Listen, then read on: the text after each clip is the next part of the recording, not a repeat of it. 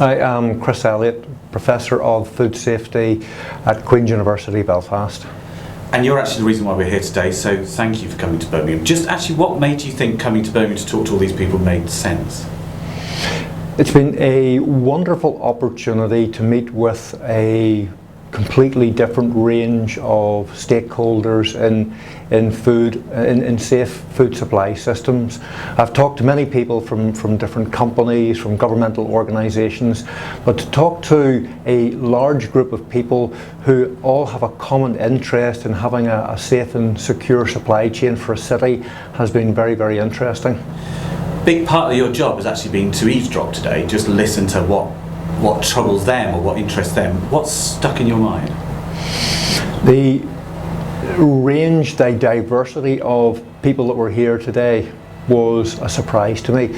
So I've talked to people who look after very, very young and vulnerable people, people who work in small businesses, people who work in large businesses, also people from the local authorities who service all of those people.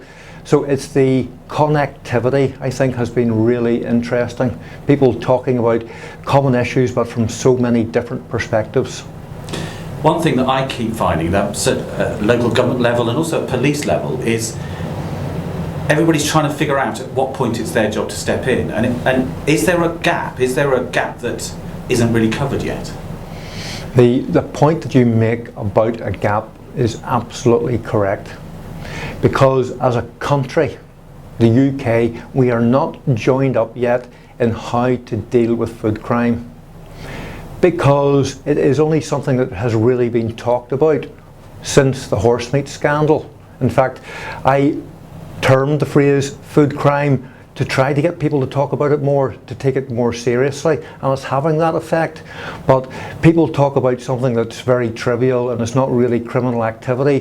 What I'm trying to convince them is, yes, it is the first steps to criminal activity, and I talk about zero tolerance, that if something suspicious is happening, that has to be reported to somebody somehow. The difficulty is, who is it you report it to and how do you report it to, because those mechanisms really aren't in place. Yeah, because the police think, actually there are other statutory bodies, if it's big organised crime, that's our bag, but otherwise it's somebody else's.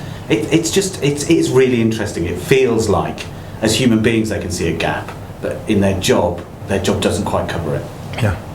And I can understand the police, that the last thing they need are 5,000 calls a day about some suspicious activity. Somebody in a white transit van is selling meat that may not be what it says it is.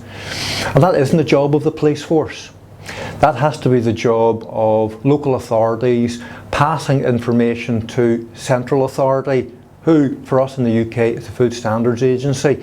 They have to have some system of collecting all this information, converting information into intelligence, but then doing something with it, not then passing it on to a police force, hoping that the police force will take it seriously. Something that the Food Standards Agency do themselves. They take it seriously, collect together sufficient evidence, then to present it to the local police force to say, here is something that needs investigated. And just finally, I suppose, talking as a Brummie and delighted that you came here, is something that Birmingham could do collectively is try to figure out how to close that gap, whether it requires new laws or whether it just requires new ways of behaving. I think it's a phenomenal project in Birmingham, because there are over 1 million people live here, so many different food businesses.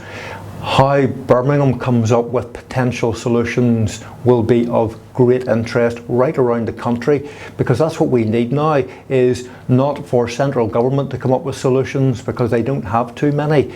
I think it's for solutions to come at different levels so that we can have in place in the UK a system that works, that trivial matters or serious matters can be presented to somebody to say yes or no, this is something that we have to take action on.